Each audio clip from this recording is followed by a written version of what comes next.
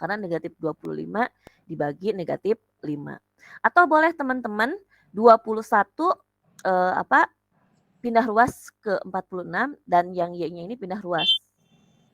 Maka 46 dikurangi 21 sama dengan 8Y dikurangi 3. Maka diperoleh 25 ditambah 5Y. Maka Y-nya sama, itu 5. Ya, jadi bebas. Teman-teman mau pindah ruas yang mana sama aja hasilnya kayak gitu. Nah, ini substitusi. Jadi mengubah satu persamaan nanti ganti salah satu variabel dengan persamaan baru kayak gitu. Anggap ini 1, 2, 3. Nah, kemudian di sini kan Y sudah ketemu 5. Maka untuk mencari X, teman-teman boleh masukkan ke persamaan 1, boleh dimasukkan ke persamaan 2, boleh dimasukkan ke persamaan 3. Itu bebas saja. Nanti akan diperoleh nilai X yang sama. Misal di sini, Y-nya 5, dimasukin ke persamaan pertama. 2X ditambah 3Y sama dengan 21. Nah, maka di sini 2X ditambah 3 kali 5. Nah, substitusi Y ini dengan angka 5 yang tadi diperoleh dari perhitungan yang pertama sama dengan 21. 3 dikali 5 15, maka di sini 2X sama dengan 6. Kenapa? Ini positif 15, dipindah ruas ke sini jadi negatif. Maka 21 dikurangi 15. Itu 6. Maka X-nya adalah 3. Jadi akar-akar persamaan tersebut adalah X sama dengan 3 dan Y sama dengan 5. Berarti berada di koordinat 3,5. Jadi kebalikan yang tadi kayak gitu. Kalau tadi koordinat dulu baru persamaan linearnya, kalau yang ini ada persamaan linearnya baru diketahui titik koordinatnya. Nah, selain cara substitusi ada satu cara lagi yaitu cara eliminasi. Ya. Kalau eliminasi, nah ini cara eliminasi. Kalau eliminasi itu menghilangkan sementara dari salah satu variabel kayak gitu. Dari salah satu variabelnya. Di sini, dua persamaan dengan dua bilangan dapat diselesaikan dengan menghilangkan untuk sementara atau mengeliminasi salah satu dari bilangan yang ada. Ya, sehingga dapat dihitung nilai bilangan lainnya.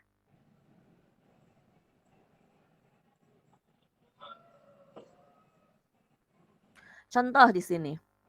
Carilah nilai variabel-variabel X dan Y dari dua persamaan berikut. Sama, ini persamaannya yang tadi. Ya. Jawabannya pun akan sama, baik itu eliminasi maupun substitusi ataupun campuran. Campuran bagaimana?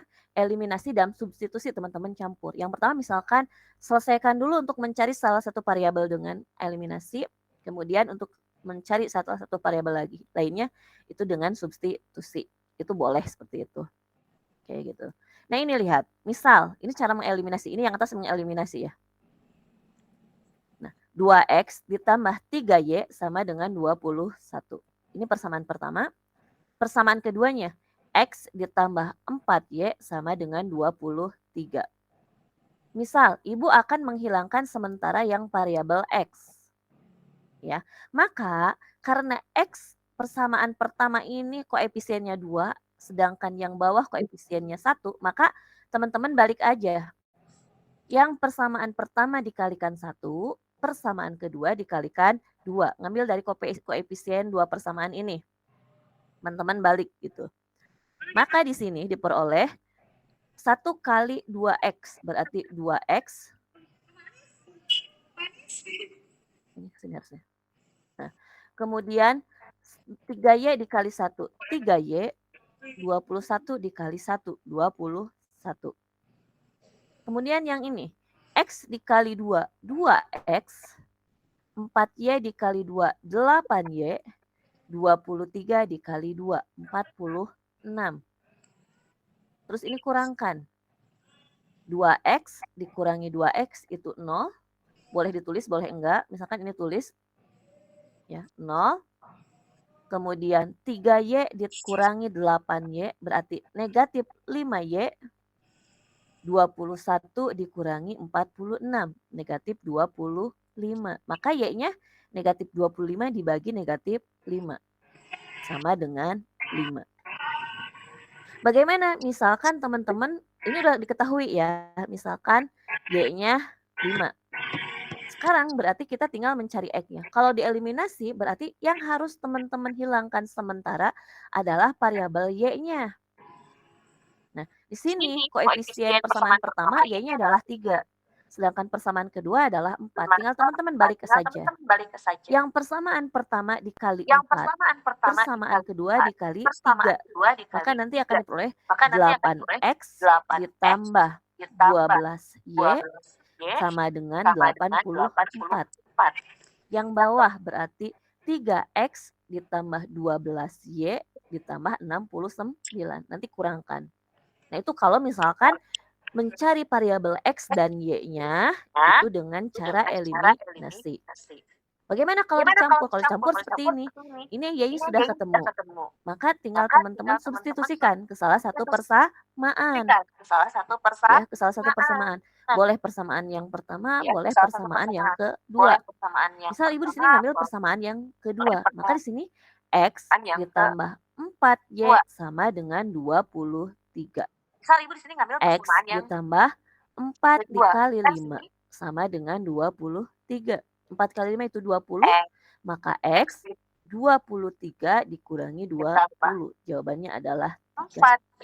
Jadi kalau ada dua persamaan linier, boleh dua-duanya pakai substitusi, boleh dua-duanya untuk mencari dua variabelnya pakai eliminasi, boleh dicampur. Cari salah satu variabel dengan eliminasi, kemudian untuk variabel lainnya dengan substitusi. Ada yang tanyakan sampai sini? Itu matematikanya sudah selesai. Matematikanya hanya itu aja. Jadi apa itu persamaan linier, fungsi itu seperti apa, ya. Kemudian bagaimana menentukan persamaan linier dari dua koordinat yang ada, atau bagaimana mencari akar-akar ya dari dua persamaan yang diketahui. Itu kebalikannya. Ya. Nanti ada contoh misalkan ada persamaan permintaan, ada persamaan penawaran. Berapa sih nanti harga dan kuantitas dari persamaan tersebut kayak gitu. Ada yang tanyakan dulu sampai sini? Ayo. Pengen nanya coba. Atau paham? Paham, Bu. Lainnya, ini baru Pais. Yang lainnya kalau ada yang tanyakan saja. Kalau misalkan nanti masih bingung, nanti Ibu PPT-nya boleh teman-teman pelajari lagi. Nah, untuk PPT ini Ibu tidak ada latihan. Ya, karena Ibu sudah memberikan latihan yang di minggu kemarin. Silahkan untuk yang minggu kedua kemarin kerjakan latihannya. Kalau yang nanti kumpulkan, nah kalau yang ini tidak ada. Yang ini tidak ada latihan buat dikumpulkan. Paling nanti minggu depan kita ada kuis lah untuk materi yang ini, paling 1 soal atau 2 soal, 1 soal aja lah untuk materi ini. Jadi silahkan nanti pelajari lagi minggu depan di pertemuan keempatnya ini ada kuis dari pertemuan yang ini. Kayak gitu ya. Di sini tidak ada latihan yang harus dikumpulkan untuk pertemuan kali ini. Kalau misalkan ada yang tanyakan, Ibu lanjut ke penerapannya. Nah, di sini ada fungsi permintaan, fungsi penawaran, dan keseimbangan pasar. Ibu yakin teman-teman ini sudah sangat paham karena teman-teman sudah belajar ekonomi kemarin semester 1 kan? Nah, ada hukum permintaan, ada hukum penawaran. Di sini kita mulai dari hukum permintaan. Nah, besar kecilnya jumlah barang yang diminati sangat tergantung pada harga barang tersebut. Apabila keadaan lain tetap pada tingkat pendapatan tetap. Ada catatannya ya. Jika keadaan lainnya tetap dan tingkat pendapatan kita juga tetap. Maka di sini jika harga barang naik, maka jumlah barang yang diminta itu akan berkurang. Sebaliknya, jika harga barang turun, maka jumlah barang yang diminta akan bertambah. Contoh paling mudah. Misal Ibu punya uang 50.000. Ya, 50.000. Nah, Ibu membeli minyak sayur. Harga minyak sayur misalkan 49.000. Waktu kemarin-kemarin kan harga minyak sayur mahal. Maka Ibu hanya mampu membeli 1. Ya, hanya membeli 1. Satu apa? 1 kemasan minyak sayur yang 2 liter kayak gitu. Tetapi misalkan harga barang turun menjadi 25.000. per liter atau 23.000 lah. 23.000 misalkan per 2 liter ya. Maka dari uang 50.000 tadi, Ibu akan membeli 2 kemasan, 2 liter atau 4 liter. Ya. Jadi di sana terlihat jika harga naik maka jumlah barang yang diminta berkurang. Sebaiknya jika harga turun maka jumlah barang yang diminta akan bertambah. Kenapa? Karena kan uang kita masih tetap sama. Kayak gitu. Di sini ada ininya, ada syaratnya.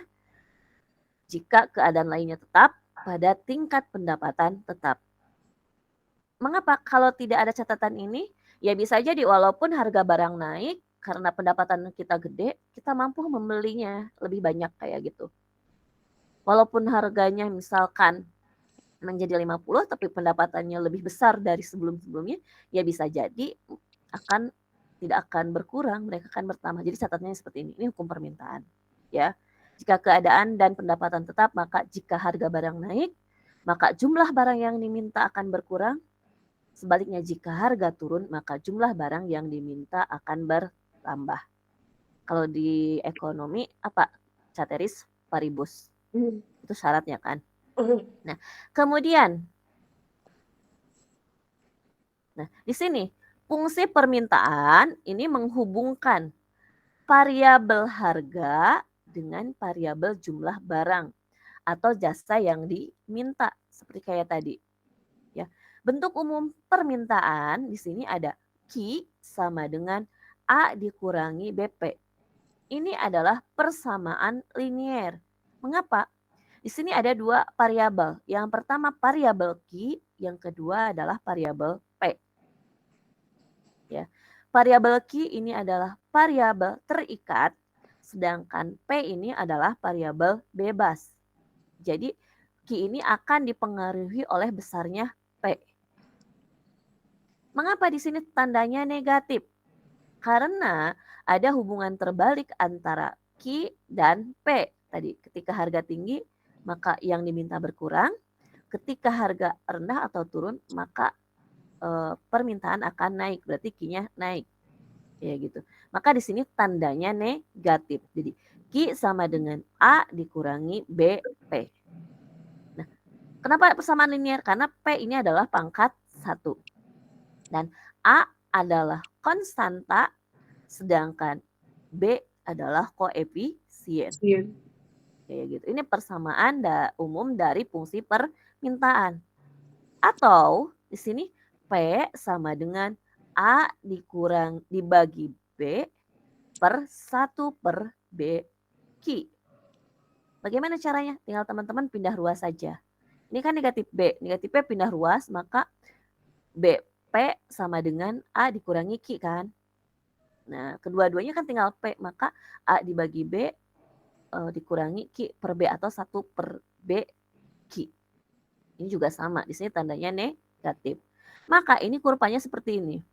Nah, sumbu X ini adalah kuantitas, ya kuantitas barang atau jasa. Sedangkan P ini adalah harga atau price. Adalah harga atau price. Nah, ini lerengnya seperti ini. Ini adalah lereng negatif. Mengapa dikatakan lereng negatif? Ketika harga semakin tinggi, maka jumlah barang yang diminta itu akan semakin kecil. Lihat di sini. Ketika harganya 0, maksimum di sini kan. Ketika harganya naik sedikit, permintaan turun mulai ini. Naik lagi semakin kecil. Naik lagi semakin kecil, semakin kecil, semakin kecil dan seterusnya kayak gitu. Maka kurva permintaan ini berlereng negatif. Ketika diteruskan terus ke sini, ke kuadran yang negatif. Kayak gitu. Ini pasti teman-teman cepat paham karena teman-teman sudah belajar materi ini. Kemudian, nah di sini ada catatannya tuh. Dalam bentuk persamaan di atas terlihat bahwa variabel V atau price atau harga dan variabel Q atau quantity atau jumlah mempunyai tanda yang berlawanan. Ini mencerminkan hukum permintaan yaitu apabila harga naik, jumlah yang diminta berkurang, dan apabila harga turun, jumlah yang diminta akan bertambah. Kayak gitu. Ini adalah hukum permintaan. Kayak gitu. Contohnya bagaimana? Nah, ini adalah contohnya. Diketahui di sini, fungsi permintaan adalah Q sama dengan 15 dikurangi 3P. Ini Q, berarti ini adalah permintaan atau QD, kuantitas demand. Ya, kalau nanti ada tulis ini kuantitas demand atau QD sama dengan 15 dikurangi 3P. Nah, untuk membuat kurvanya bagaimana? Maka teman-teman bisa dicari dari titik potongnya. Maksudnya bagaimana nih?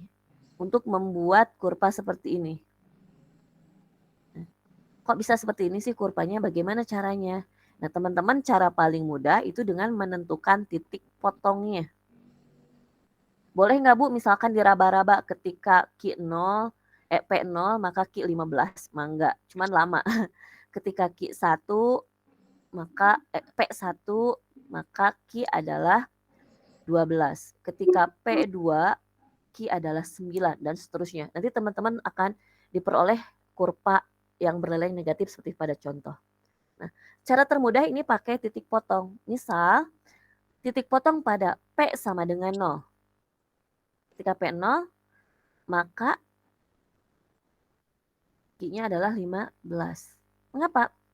Q sama dengan 15 dikurangi 3 dikali 0. 3 dikali 0 itu 0, maka 15 dikurangi 0 adalah 15. Jadi koordinatnya ada di titik 15,0. Kayak gitu. Kemudian yang kedua, titik potong pada saat Q0. Maka, nah, Q-nya yang 0, tulis berarti 0 sama dengan 15 dikurangi 3P. 3P ini pindah ruas ke sini, maka menjadi positif 3P. Sama dengan 15, maka P-nya 15 dibagi 3, itu 5. Jadi P-nya ada di koordinat untuk titik potong pada saat Q0, koordinatnya adalah 0,5. Kayak gitu. Jadi teman-teman misalkan yang pertama di P sama dengan 0, yang kedua di Q sama dengan 0. Setelah itu tinggal masukkan ke kurva. Ketika P0, Q15, berarti ada di sini. Ketika Q0, P adalah 5. Tinggal tarik garis. Ini. Maka Q lebih besar sama dengan 0, lebih kecil sama dengan 15. Ada di daerah ini. Dan P ada lebih besar sama dengan 0, lebih kecil sama dengan 5. Ini. Nah, ini di ruang ini adalah kurva permintaan. Ada yang mau ditanyakan sampai sini? Masih bisa memahaminya? Insyaallah bisa, Bu. Oke. Ibu lanjut. Kalau ada yang kurang paham langsung ngobrol aja ya, nggak usah malu ya. Atau nanti bisa chat atau bisa ditanyakan minggu depan lagi. Kalau misalkan malu di Zoom, di Google Meet ini. Contoh yang ini yang kedua. Tadi itu fungsi permintaan. Yang kedua adalah fungsi penawaran. Hukum penawaran. Nah, kalau fungsi permintaan itu hubungannya dengan konsumen, kita sebagai pembeli. Nah, kalau fungsi penawaran itu hubungannya dengan produsen yang menjual barang. Ya, permintaan konsumen, sedangkan penawaran itu produsen. Bagaimana hukumnya? Nah, di sini apabila harga naik, jumlah yang ditawarkan akan bertambah. Dan apabila harga turun, jumlah yang ditawarkan akan berkurang. Mengapa? Ya, ketika harga naik, kita menjual barang pasti mengharapkan untung ya. Maka kita akan meningkatkan jumlah barang yang ditawarkan kayak gitu. Dengan harapan ya pasti kita akan untung banyak. Tetapi ketika harga turun, ya ngapain sih kita menawarkan banyak-banyak kayak gitu. Kalau laku kita untung sedikit, kalau tidak laku kita malah rugi. Biasanya seperti itu produsen kan. Nah, itu seperti itu. Jadi kebalikannya. Ketika harga naik, jumlah yang ditawarkan akan bertambah, dan apabila harga turun, jumlah yang ditawarkan akan berkurang. Fungsi penawaran juga sama. Ini menghubungkan variabel harga atau price dengan variabel jumlah barang dan jasa yang ditawarkan atau Q. Nah, ini bentuk umum fungsi penawarannya seperti ini. Q sama dengan negatif A ditambah BP. Atau P sama dengan A per B ditambah 1 per B Q. Mengapa di sini ini harusnya negatif yang ini. Nanti Ibu ubah. Di sini, mengapa di sini Q dan P tandanya positif? Ya kan, di sini ditambah BP. Karena di sini ada keselarasan antara harga dan jumlah barang. Tadi, ketika harga naik, maka Q juga naik. Ketika P turun, harga turun, maka Q juga turun. Maka di sini tandanya sama. Ini positif. Kayak gitu. Beda halnya tadi dengan fungsi permintaan. Itu tandanya negatif. Nah, maka untuk kurvanya ini adalah berlereng positif. Seperti ini. Ketika harga terus naik, maka jumlah barang yang ditawarkan akan semakin banyak, dan semakin banyak kayak gitu. Maka akan menuju kuadran positif terus ini. Ini adalah kurva penawaran. Ya. Tanda P dan Q mempunyai tanda yang sama, yaitu sama-sama positif. Hal ini mencerminkan hukum penawaran. Gerakan harga searah dengan gerakan jumlah. Oleh karena itu, kurva penawaran berlereng positif. Ini seperti ini. Ya. Nanti juga ini akan teman-teman ini karena teman-teman sebetulnya sudah mempelajari di ekonomi dan nanti akan lebih diperdalam di ekonomi mikro itu untuk satuan-satuan ekonomi dan akan dipelajari lagi di ekonomi makro. Cuma nanti kalau di ekonomi makro permintaannya permintaan agregat, penawarannya juga penawaran agregat secara nasional atau misalkan provinsi ini sekian, provinsi B sekian, secara keseluruhan nasionalnya berapa kayak gitu. Nah, itu nanti di makro. Jadi nanti dari matematika ini teman-teman mudah-mudahan teman-teman paham sehingga dapat membantu untuk mata kuliah berikutnya kayak gitu. Contoh juga di sini. Ini contoh misalkan kita akan membuat kurva penawaran seperti ini. Ini contoh soalnya seperti ini. Misal, diketahui fungsi penawaran P sama dengan 3 ditambah 0,5 Q. Kita misalkan, ya, cara termudahnya kita misalkan pada saat P0 dan juga pada saat Q0. Misal di sini, titik potong pada saat P sama dengan 0, maka ya tinggal masukkan 0 sama dengan 3 ditambah 0,5 Q. Maka ini 3 pindah ruas negatif 3 sama dengan 0,5 Q. Maka Q-nya adalah negatif 6. Mengapa? Negatif 3 dibagi 0,5 atau negatif 3 dibagi 1 per 2. Berarti negatif 3 dikali 2. Kalau pembagian pecahan kan tinggal dibalik menjadi kali kayak gitu. Maka diperoleh di sini negatif 6. Maka koordinatnya ada di titik negatif 6,2. Kemudian kita mengambil titik potong pada saat Q0. Maka di sini P sama dengan 3 ditambah 0,5 dikalikan 0. Ini Q-nya. 0,5 dikali 0 ya 0, maka P sama dengan 3. Maka koordinatnya di titik 0,3. Jadi, nah ini kurva permintaannya seperti ini. Penawaran. Ketika P0 maka Q negatif 6.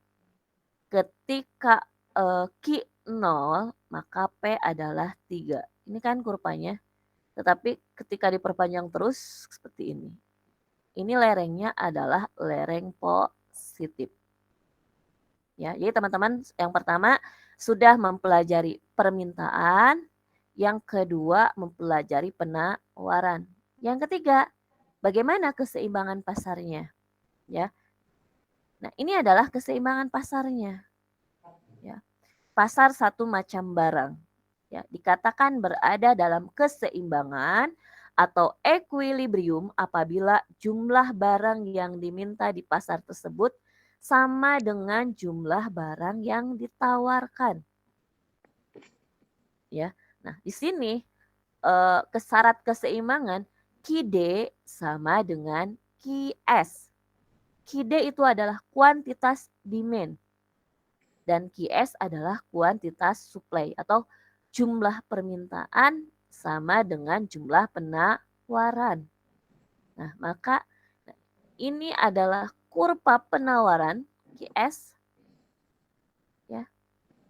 Kuantitas supply Yang ini adalah kurva permintaan yang Q-D. Lihat di sini S penawaran dan D adalah demand atau permintaan. Nah, ini titik potong ini di E. Nah, ini titik potong di E atau equilibriumnya di koordinat QE, PE ini. Nah, ini adalah titik keseimbangan pasar. Jadi saat terjadi pepotongan antara kurva permintaan dan kurva penawaran, nah itulah terjadi keseimbangan pasar. Jadi pada harga yang sama, jumlah yang diminta juga sama, baik di permintaan maupun di penawaran. Nah, itu adalah keseimbangan pasar. Ya, maka di sini QD jumlah permintaan, QS jumlah penawaran, E titik keseimbangan, PE harga keseimbangan, dan QE jumlah keseimbangan. Kayak gitu. Ini kurvanya. Jadi untuk membuat kurva keseimbangan pasar, berarti teman-teman pertama buat dulu kurva permintaannya. Kemudian buat juga kurva penawarannya. Nah, titik potong kurva permintaan dan penawaran, disitulah titik keseimbangan pasarnya. Ya gitu. Ini kalau misalkan dalam membuat kurva. Di sini ada contohnya. Misal, sebuah fungsi permintaan akan suatu barang ditunjukkan oleh persamaan P sama dengan 15 dikurangi Q. Nah, ini permintaan. Sedangkan penawarannya P sama dengan 3 ditambah 0,5 Q. Berapa harga keseimbangan dan jumlah keseimbangan yang tercipta di pasar? Permintaan P sama dengan 15 dikurangi Q. Maka teman-teman ubah menjadi Q sama dengan 15 dikurangi P. Tinggal pindah ruas saja. Ini negatif, pindah ruas ke depan menjadi positif, P positif pindah ruas. Maka menjadi negatif. Q sama dengan 15 dikurangi P. Kenapa diubah? Karena tadi syaratnya QD sama dengan QS. Yang penawaran di sini P sama dengan 3 ditambah 0,5 Q. Maka bisa diubah menjadi Q sama dengan negatif 6 ditambah 2P. Dari mana? Ya. Nah, 0,5 pindah ruas, negatif 0,5 Q. Ya kan? Sama dengan 3 dikurangi P. Karena Q-nya kan harus positif, maka semua persamaan itu dikalikan negatif. Maka positif 0,5 Q sama dengan negatif 3 ditambah P. Nah, kemudian negatif 3 dibagi 0,5, negatif 6. 1 dibagi 0,5, maka 2. Maka diperoleh seperti ini. Ini dengan mengubah. Ya, maka P sama dengan 3 ditambah 0,5 Q diubah menjadi Q sama dengan negatif 6 ditambah 2 P. Ini terlihat, ini penawaran ya. Q dan P ini positif, tandanya sama. Sedangkan yang permintaan Q dan P ini berlawanan tanda karena P-nya negatif. Tadi saat keseimbangan gimana? QD sama dengan QS. Maka nah di sini lihat 15 dikurangi P, ini permintaan QD sama dengan negatif 6 ditambah 2P. Nah, pindah ruas. Nah, ini negatif 6 pindah ruas. Maka akan berubah tandanya menjadi positif 6. Maka 15 ditambah 6 sama dengan 2P ditambah P. Karena ini kan negatif P. Pindah ruas menjadi positif P. 15 ditambah 16 itu 21. 2P ditambah P adalah 3P. Maka P-nya adalah 7. Karena 21 dibagi 3. Nah, kemudian Q-nya. Untuk mencari Q, teman-teman bebas. Mau memasukkan ke persamaan permintaan atau ke persamaan penawaran. Hasilnya akan tetap sama. Nah, ini Ibu di sini ngambil ke persamaan permintaan. Q sama dengan 15 dikurangi P. Maka 15 dikurangi 7, 8. Misalkan ke persamaan penawaran. Berarti Q sama dengan negatif 6 ditambah 2 dikali 7, 14. Ya kan? 14 dikurangi 6, 8, sama saja. Maka titik keseimbangannya ada di koordinat 7,8. Bagaimana cara membuat QS dan QD? Teman-teman misalkan saja yang ini. Untuk permintaan, misalnya Q0, maka P15 permintaan. Q0, maka P15 yang ini berarti di sini. Kemudian saat P yang 0, maka Q15. Nah ini. Maka koordinat seperti ini. Ini cari trik potongnya kayak tadi. Ketika Q0, maka P15. Ketika P0, maka Q15. Maka ini adalah kurva permintaan. Kurva penawarannya yang ini. Bagaimana? Nah, balik lagi sini. Ketika Q0, maka P sama dengan 3. Nah, ketika Q0, maka P3. Berarti di sini. Ya kan? Kemudian ketika P0, Q-nya negatif 6. Sebetulnya nanti diperpanjang ke sini, tapi nggak Ibu perpanjang. Ya, langsung ke sini. Nah, perpotongan antara permintaan dan penawaran ini di titik E di koordinat 7,8. Kalau misalkan teman-teman ngerjakannya di buku matematika yang kotak-kotak ya, yang kotak-kotak itu kan skalanya sama. Nanti teman-teman akan memperoleh, walaupun misalkan ini belum dihitung ya, 7 dan 8-nya belum dihitung. Baru ini buat kurva permintaan, kemudian buat kurva penawaran titik potongnya, nanti akan teman-teman otomatis ketemu. Kalau misalkan pakai kertas yang kotak-kotak yang skalanya sama, nanti akan diperoleh di koordinat 8,7. Nah, ini adalah titik keseimbangannya di sini. Ini adalah keseimbangan pasarnya. Sampai sini masih bisa memahami? Atau ada yang masih bingung? Pusing. Sok, ada yang tanyakan dulu nggak?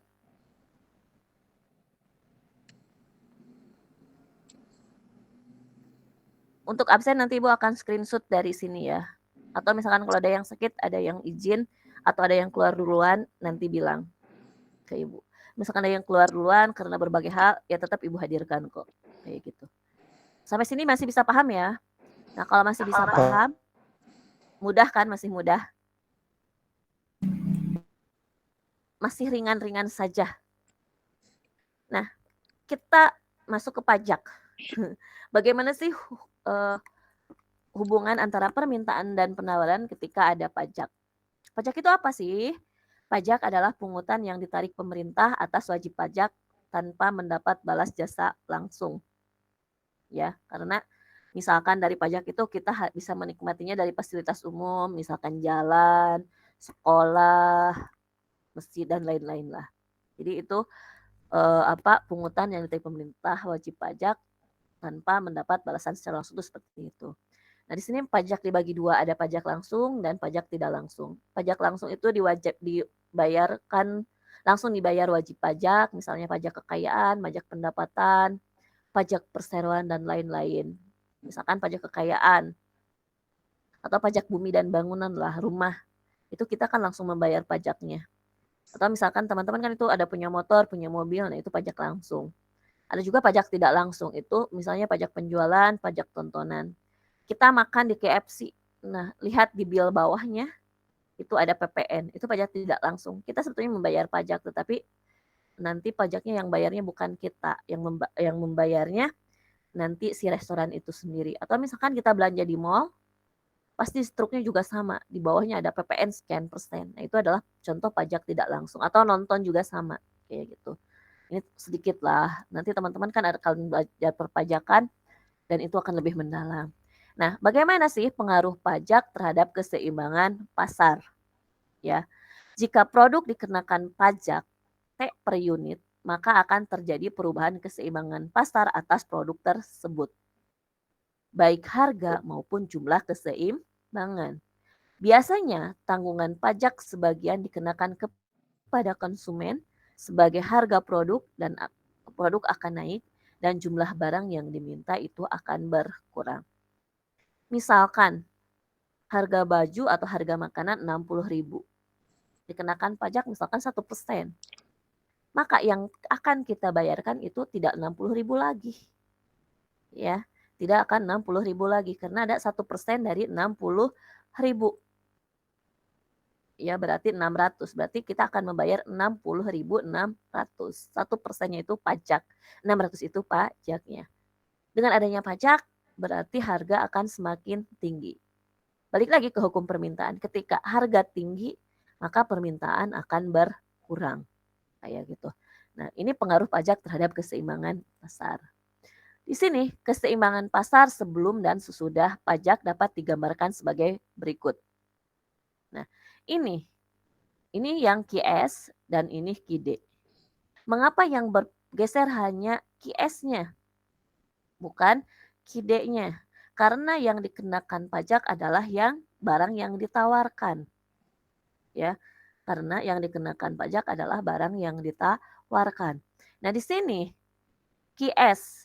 Nah, ketika harga belum dikenakan pajak, maka titik koordinatnya di sini. Ketika dikenakan pajak, maka harga akan semakin tinggi. Barang yang ditawarkan itu akan tinggi. Ya, maka permintaan itu akan sedikit, maka akan bergeser ke atas. Nah, ini adalah kurva setelah dikenakan pajak. QD adalah jumlah permintaan sebelum dan sesudah pajak. QS jumlah penawaran sebelum pajak. QS aksen jumlah penawaran sesudah pajak. Titik keseimbangan sebelum pajak. Aksen titik keseimbangan sesudah pajak. Harga keseimbangan sebelum pajak. aksen harga keseimbangan sesudah pajak. Di sini jumlah keseimbangan sebelum pajak dan aksen jumlah keseimbangan sesudah pajak. Logikanya gini aja, setelah dikenakan pajak harga akan tinggi. Ketika harga tinggi maka permintaan akan berkurang, kuantitas akan berkurang, maka akan bergeser ke atas seperti ini. Ini adalah pergeseran kurva keseimbangan setelah dikenakan pajak. Nah, di sini pengenaan pajak sebesar T atas setiap unit barang yang dijual menyebabkan kurva penawaran bergeser ke atas dengan penggal yang lebih besar pada sumbu harga. Jika sebelum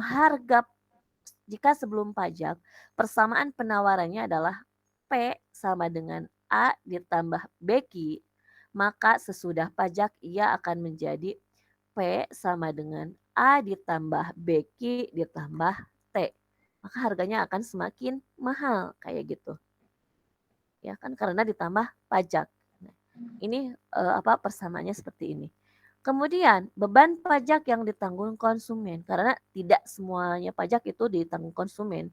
Ada juga yang ditanggung produsen. Nah, di sini TK sama dengan PE aksen dikurangi PE. Berarti harga setelah dikenakan pajak dikurangi harga sebelum dikenakan pajak. Tetapi PE di sini berarti ini keseimbangan. Harga keseimbangan setelah pajak dikurangi harga keseimbangan sebelum pajak. Nah, itu adalah pajak yang ditanggung konsumen.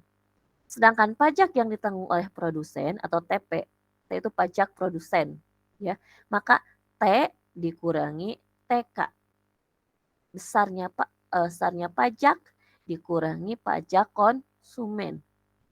Maka jumlah pajak yang diterima oleh pemerintah itu T sama dengan T kecil dikalikan QE aksen. Berarti T itu apa? T itu besarnya pajak. QE aksen adalah kuantitas keseimbangan setelah dikenakan pajak. Nah, itu adalah jumlah pajak yang diterima oleh pemerintah. Ini adalah rumus-rumusnya. Jadi sekali lagi, beban pajak itu dibebankan kepada konsumen, ada juga beban pajak yang dibebankan terhadap produsen. Maka jumlah pajak yang diterima oleh pemerintah adalah besarnya pajak dikalikan kuantitas keseimbangan atau kuantitas equilibrium setelah dikenakan pajak. Maka di sini QE aksen. Contoh, nah di sini. Diketahui suatu produk ditunjukkan fungsi permintaan sama dengan permintaan P sama dengan 12 dikurangi 2Q. Dan fungsi penawaran P sama dengan 3 ditambah Q. Produk tersebut dikenakan pajak sebesar Rp3 per unit. Bu, kenapa kecil teuing sih Rp3? Ya kalau barangnya cuma satu, tapi misalnya barangnya banyak, Rp3 ini akan mendapat penghasilan yang gede juga kayak gitu. Nah, di sini yang pertama, berapa harga dan jumlah keseimbangan pasar sebelum dan sesudah pajak? Berarti kita mencari QE dan PE. Kemudian QE aksen dan PE aksen. Berapa besar penerimaan pajak oleh pemerintah? Berarti kita mencari T besar. Berapa besar pajak yang ditanggung konsumen dan produsen? TK dan TP. Kayak gitu. Maka langkah pertama, nah, keseimbangan sebelum pajak. Fungsi permintaan tadi P sama dengan 12 dikurangi 2Q. Maka teman-teman ubah menjadi Q sama dengan 6 dikurangi 0,5 P. Ini teman-teman pindah ruas. Ya. Ini kan Q negatif berarti 2Q sama dengan 12 dikurangi P kan. Maka Q-nya 12 dibagi 2, kemudian 1 dibagi 2, berarti 0,5. Nah ini hanya mengubah persamaan ini aja. Yang tadinya P sama dengan 12 dikurangi 2Q diubah menjadi Q sama dengan kayak gitu. Fungsi penawarannya juga sama. P sama dengan 3 ditambah Q. Maka Q sama dengan P dikurangi 3. Gila. Ya. Ini sebelum pajak. Syaratnya tadi QD sama dengan QS. QD-nya berapa ini? 6 dikurangi 0,5 P sama dengan P dikurangi 3. Nah, ini pindah ruas. 6 ditambah 3 karena ini negatif. Kemudian P ditambah 0,5 P karena sama ini juga negatif, pindah ruas. 6 ditambah 3 9 sama dengan 1,5 P. Maka PE aksennya, PE-nya bukan PE aksen, ini PE keseimbangan pasarnya adalah 6 karena 9 dibagi 1,5. Nah, untuk mencari QE-nya bagaimana? Ya teman-teman masukkan aja ke salah satu persamaan. Ya. Maka di sini P dikurangi 3. P-nya adalah 6. Maka 6 dikurangi 3. Maka QE-nya adalah 3. Jadi keseimbangan pasar sebelum pajak ada di koordinat 3,6. Nah, dari sini teman-teman harus sudah tahu ya. Keseimbangan pasar setelah pajak. Tadi ketika setelah pajak harga tinggi, maka permintaan akan menurun. Nanti jawabannya harus lebih dari 6 dan yang Q-nya pasti harus lebih kecil daripada 3. Teman-teman berlogika aja. Ketika jawabannya, Bu, kenapa sih jawabannya yang saya malah P-nya lebih kecil, yang Q-nya lebih besar? Berarti jawaban teman-teman salah. Karena secara logika ketika dikenakan pajak, harga akan semakin tinggi, permintaan akan semakin berkurang. Maka Q-nya ini akan berkurang. Ya gitu. Berarti ini harus 6 lebih dan ini 3 kurang. Nanti setelah dikenakan pajak. Coba lihat. Nah, tadi keseimbangan sebelum pajak, sekarang keseimbangan sesudah pajak. Nah, fungsi penawaran berubah. Tadi lihat di ini. Awalnya kan gini, P sama dengan A ditambah BQ. Setelah dikenakan pajak menjadi P sama dengan A ditambah BQ ditambah T. Maka persamaan penawarannya teman-teman ubah. Tuh. Yang permintaan tetap seperti tadi, yang permintaan tetap yang ini nih. Karena di sini yang terpengaruh pajak di penawarannya. Maka yang diubah adalah persamaan penawarannya. Nah, P sama dengan 3 ditambah Q ditambah T. Maka di sini P sama dengan 3 ditambah Q ditambah 3. Atau P sama dengan 6 ditambah Q. Atau bisa diubah menjadi Q sama dengan P dikurangi 6 atau negatif 6 ditambah P. Bolehlah sama teman-teman ya. Boleh P dikurangi 6, boleh negatif 6 ditambah P, itu sama aja sebetulnya nulisnya. Maka di sini sama syaratnya. QD sama dengan QS. Yang QD tetap pakai persamaan sebelumnya, yaitu 6 dikurangi 0,5 P. Yang QS pakai setelah dikenakan pajak. Maka P dikurangi 6. Nah, pindah ruas, maka 6 ditambah 6. P ditambah 0,5 P. Maka di sini 6 tambah 6, 12. Sama dengan 1,5 P. Maka PE aksen adalah 8. Karena 12 dibagi 1,5.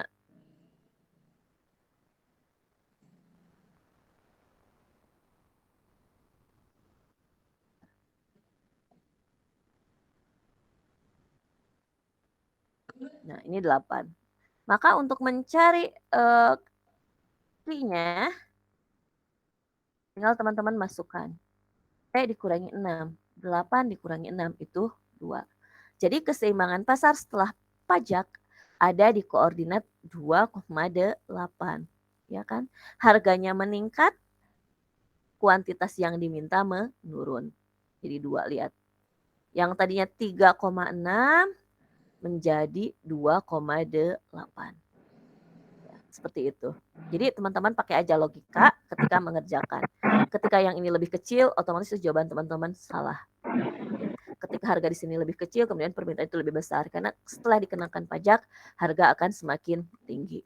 Nah, kemudian tadi penerimaan pajak yang diterima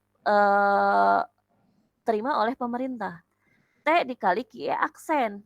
T-nya tadi berapa? T-nya adalah tiap unit Rp3. Maka di sini 3 dikali QE aksen. QE aksen itu setelah dikenakan pajak, ini 2. Misalkan 2 unit. Maka 3 dikali 2. Maka diperoleh Rp6. Kemudian besar pajak yang ditanggung konsumen. Kan TK sama dengan PE aksen dikurangi PE. PE aksen itu 8. Ya kan? PE itu 6. Maka 8 dikurangi 6 itu 2. Maka pajak yang ditanggung produsen 3 dikurangi pajak konsumen 2 itu 1. Nah, ini sangat mudah. Ya. Itu untuk pajak. Jadi setelah dikenakan pajak, harga akan meningkat, permintaan akan menurun. Besar penerimaan pajak yang diterima oleh pemerintah, besarnya pajak dikali kuantitas ekuilibrium setelah dikenakan pajak. T dikalikan QE aksen. Kayak gitu. Kemudian subsidi. Sedikit lagi ya. Subsidi. Subsidi itu bagaimana sih subsidi? Subsidi itu merupakan bantuan yang diberikan pemerintah kepada produsen atau barang atau produksi atau yang dipasarkan ya, sehingga harga pasar yang berlaku adalah harga yang diinginkan pemerintah. Misalkan gas melon, teman-teman tahu gas melon kan? Tahu Ibu. Yang hijau, yang 3 kg. Misalkan harga aslinya itu 25.000 ya. Karena dengan harga 25.000 masyarakat kasihanlah terlalu berat kayak gitu. Maka pemerintah misalkan memberikan subsidi Rp2.000. Maka harga yang harus dibayar oleh konsumen hanya Rp23.000. Jadi dengan adanya subsidi, harga akan semakin berkurang gitu. Diharapkan apa? Dengan adanya subsidi, harapan pemerintah, permintaan masyarakat akan tetap tinggi kayak gitu. Ya. Jadi nanti kebalikannya ya. Jadi subsidi yang diberikan atas produksi penjualan suatu barang menyebabkan harga jual barang tersebut menjadi lebih rendah. Balik lagi ke hukum yang tadi, ketika harga rendah, maka permintaan itu akan tinggi. Iya, jadi nanti kebalikannya. Ya, kalau sebelum dikenakan subsidi harganya tinggi, kemudian permintaan sedikit. Nah, setelah dikenakan subsidi, nanti harganya turun, permintaannya akan naik. Kebalikan dari pajak kayak gitu. Nah, seperti ini. Jika produk dikenakan subsidi, di sini S. Mengapa S subsidi lah? Per unit, maka akan terjadi penurunan harga produk sehingga keseimbangan pasar atas produk tersebut juga akan bergeser. Jika sebelum subsidi persamaan penawarannya P sama dengan A ditambah BQ, maka sesudah subsidi akan menjadi A ditambah BQ dikurangi QS. Jadi harganya akan semakin kecil kayak gitu. Kalau tadi kan pajak A ditambah BQ ditambah T kayak gitu. Maka di sini nih keseimbangan pasar sebelum dan sesudah pajak. Karena Ibu males ya, cuman ganti ininya aja. Ini soalnya Ibu bikinnya manual ya. Jadi cuma Ibu geser aja yang tadi sebetulnya. Ini QS, ini QS aksen. Jadi persamaannya seperti ini ya. Yang tadinya di atas ini sebelum dikenakan subsidi, maka setelah dikenakan subsidi kan harga menurun. Maka barang yang diminta akan lebih tinggi. Maka bergesernya ke bawah. Kalau tadi ke atas. Cuma dibulak-balik lah. Ini kebalikannya seperti ini. Ini juga sama ya, ini E berarti ini sebelum dikenakan subsidi. Nah, ini E aksen berarti equilibrium setelah dikenakan subsidi. Kayak gitu. Maka, nah subsidi juga sama, ada subsidi yang dinikmati konsumen, ada subsidi yang dinikmati oleh produsen. Nah, maka di sini subsidi yang dinikmati oleh konsumen, SK, subsidi konsumen, PE dikurangi PE aksen. Harga sebelum dikenakan subsidi dikurangi harga keseimbangan setelah dikenakan subsidi. Nah, bagaimana subsidi yang dinikmati oleh produsen? Di sini SP sama dengan S dikurangi SK. Ya, kalau misalkan subsidinya 3, kemudian yang diterima oleh konsumen 1, berarti yang diterima produsen adalah 2 karena S dikurangi SK. Kemudian jumlah subsidi yang dibayarkan oleh pemerintah. Kalau yang tadi pajak itu yang diterima, sedangkan yang ini pemerintah gantian yang membayar. Maka S dikali QE aksen. Besarnya subsidi dikalikan kuantitas equilibrium setelah dikenakan subsidi. Kayak gitu. Ini contohnya. Permintaan akan suatu komoditas dicerminkan oleh QD sama dengan 12 dikurangi 2P. Sedangkan penawarannya QS sama dengan negatif 4 ditambah 2P. Pemerintah memberikan subsidi sebesar Rp2 setiap unit barang. Yang pertama, berapa jumlah dan harga keseimbangan sebelum subsidi? Berarti QE dan PE. Berapa jumlah dan harga keseimbangan sesudah subsidi? QE aksen dan PE aksen. Berapa bagian subsidi untuk konsumen dan produsen? Berarti SK dan SP. Berapa subsidi yang diberikan oleh pemerintah? Berarti ini adalah S besar. Kayak gitu. Maka penyelesaiannya yang pertama ini keseimbangan pasar sebelum subsidi. QD sama dengan QS. Ya tinggal langsung aja. Di sini kita tidak usah mengubah persamaan karena di sini sudah QD dan QS. Kalau tadi kan P sama dengan baru diubah dulu QD QS. Kalau di sini kan sudah langsung, maka berarti di sini 12 dikurangi 2P sama dengan negatif 4 ditambah 2P. Ini pindah ruas, ya kan? Kalau ini pindah ruas, maka 12 ditambah 4 itu 16. Yang ini pindah ruas 4P, maka 4P sama dengan 16. PE aksennya, PE-nya adalah 4. Bagaimana QE-nya? QE-nya adalah Q sama dengan 12 dikurangi 2P. Boleh pakai yang QD, boleh pakai yang QS. Maka di sini 12 dikurangi 8 karena 2 kali 4. Maka QE-nya juga 4. Maka keseimbangan pasar sebelum subsidi ada di koordinat 4,4. Kayak gitu. Nah, kemudian, nah ini keseimbangan pasar sesudah subsidi. Ya, QD 12 dikurangi 2P. Sebetulnya ini nggak usah diubah sih. Kalau yang QD nggak usah diubah. Nanti juga teman-teman akan menyelesaikannya seperti itu. Tetapi boleh juga nanti misalkan pakai PD sama dengan PS juga boleh. Nah, QD sama dengan QS. Yang ini sebetulnya tidak perlu diubah. Yang ini nih yang atas. Ini juga kalau ini nggak perlu diubah sebetulnya. Yang diubah hanya yang QS-nya saja. Biar teman-teman nggak pusing. Yang ini buang aja. Yang QD tetap 12 dikurangi 2P. Yang QS teman-teman ubah menjadi setengah QS ditambah 2. Mengapa?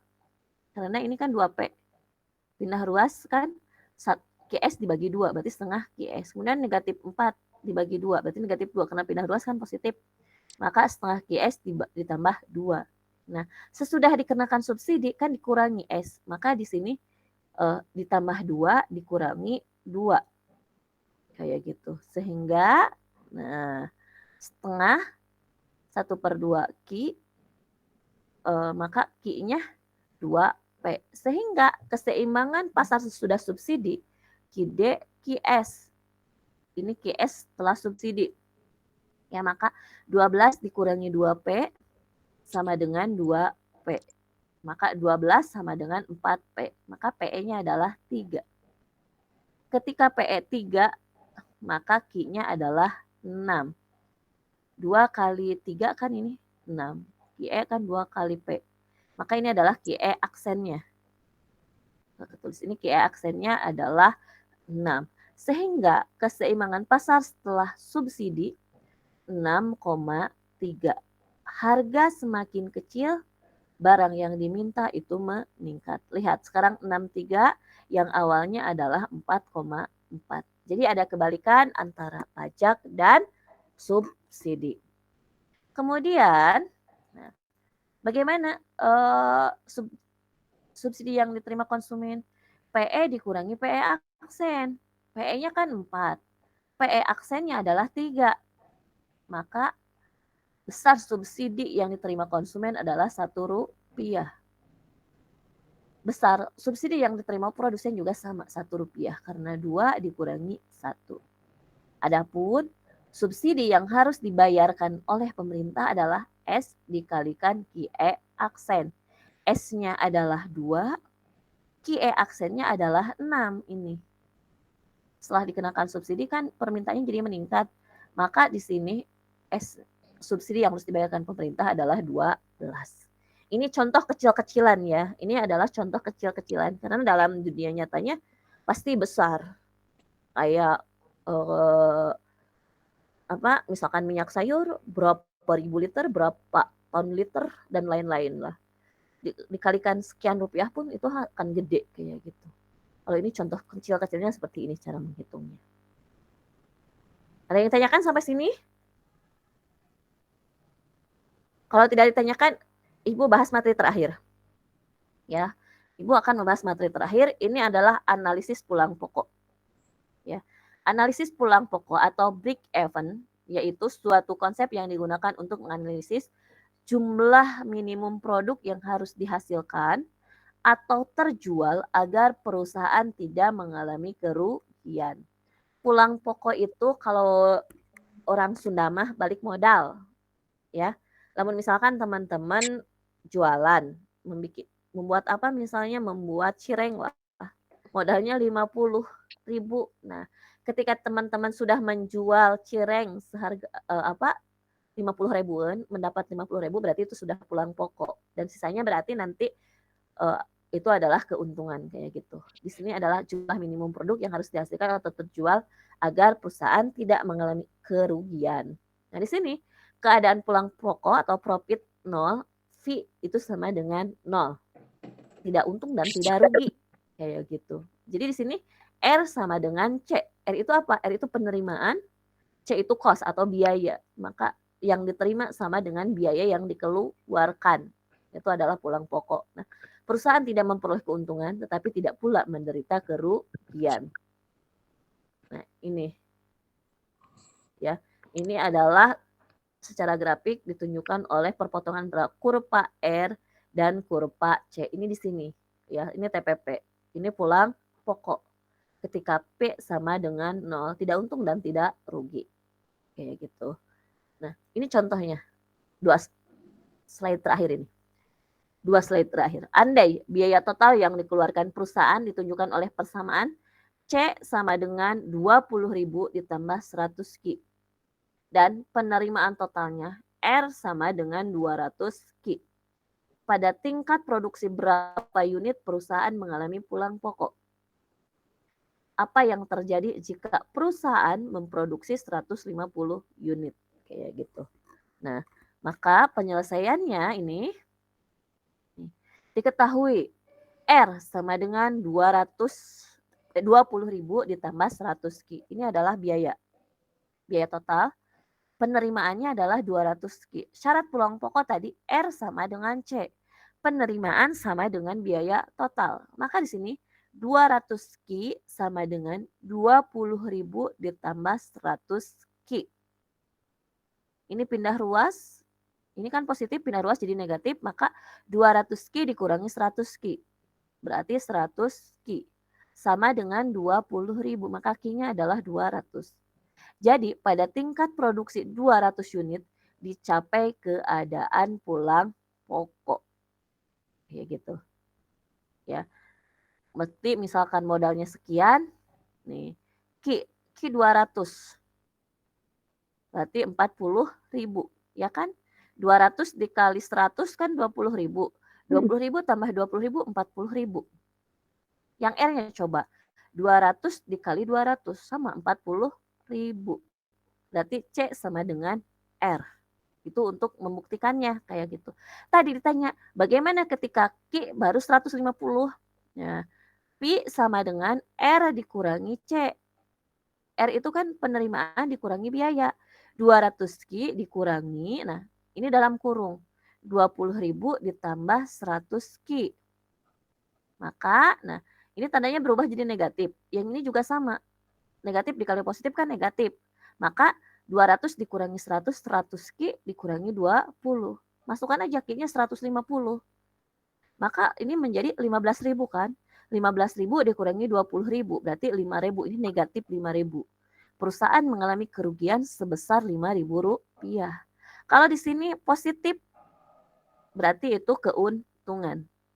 Ya, kalau negatif itu kerugian, kalau positif itu untung. Kayak gitu. Secara logika aja gini. Ini baru pulang pokok ketika 200 unit, ya otomatis ketika kita menjual hanya 150 unit ya rugilah. Karena tadi modalnya saja 40.000 kan, anggap 40.000, kita baru mendapatkan 15.000 ya, rugi 15.000. Itu materi yang hari ini. Ada yang tanyakan nggak? Habis materinya. Hari ini tidak ada latihan yang harus dikumpulkan sekali lagi, tapi minggu depan kita ada kuis ya minimal 1 soal dari latihan ini. Dari materi hari ini yang harus dikumpulkan adalah materi pertemuan 2 yang kemarin. Ya, silakan teman-teman masukkan aja ke Google Drive.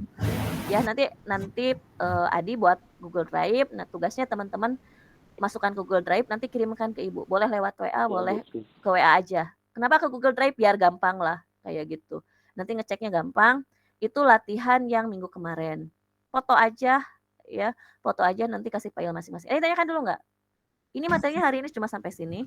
Ibu. Kalau ada yang sakit, ada yang izin, bilang ke Ibu. Ya. Ini cuman berapa orang? Bentar.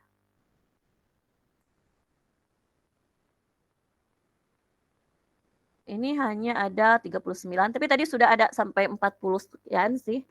Tapi ada yang keluar-keluar, kayaknya entah itu pulsanya, kuotanya habis, entah itu misalkan jaringannya jelek. Kalau seperti ini Ibu tetap memaklumi. Nanti silahkan ini. Ada yang tanyakan dulu nggak? Insya Allah nggak ada, Bu. Nggak ada. Sip, Nopal. Yang lainnya? Nashwa, Laila, Muhammad. Kalau Muhammad Ibu terlalu banyak. Yang namanya Muhammad semuanya ada yang ditanyakan. Ibu yang slide terakhir tadi kan ada 200 Q. Itu kenapa nggak dimasukin ke bawah ya, Bu? Nah, bentar. Yang terakhir ya.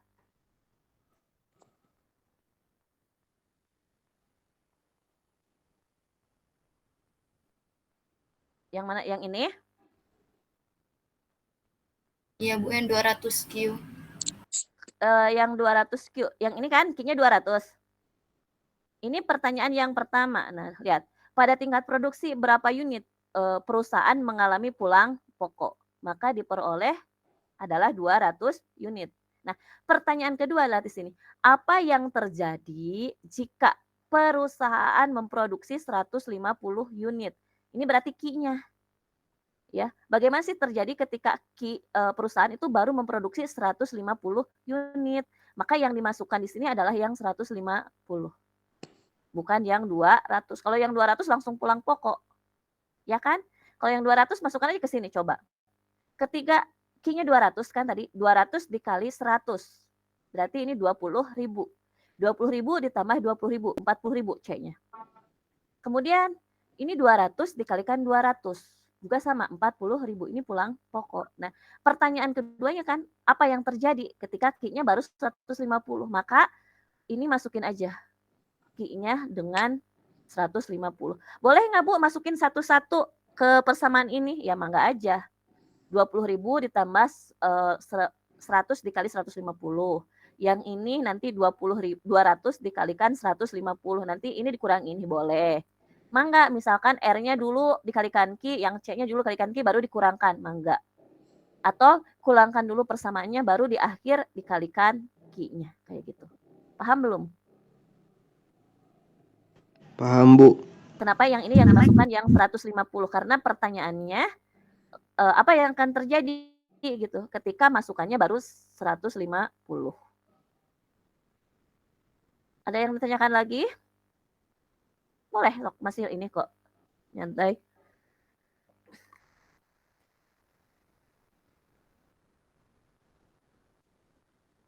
Cukup? Cukup nggak? Atau nanti ini habis ini Ibu langsung kirim ya, Ibu kirim ke ini ke Adi PPT-nya. Silahkan nanti teman-teman pelajari lagi. Kalau misalkan ada yang kurang paham, boleh tanya ke Ibu ya. Japri aja langsung ya. Bu, ini kenapa seperti ini? Nggak paham, nggak apa-apa. Atau nanti minggu depan sebelum kuis boleh teman-teman tanyakan. Jadi untuk hari ini nggak ada tugas yang harus dikerjakan. Tinggal teman-teman latihannya bagaimana atau nggak ada latihan ya. Dari soal-soal tadi kalau Ibu biasanya tutup dulu jawaban dari Ibu, teman-teman coba kerjakan sendiri dari soal yang ada itu, baru samakan seperti itu. Coba buka dulu ininya buat bukti kalau kita online. Videonya buka. Nih, udah Adi, Nabila mah kelinci tuh. Backgroundnya jadi kelinci aja Nabila yang ini yang terlihat. Terlihat ini muka-muka gimana? Cerah nggak? Nih, Sutrisna, rambutnya benerin dulu. Nih. Itu Haidir. Kenapa Haidir? Tiris tadi.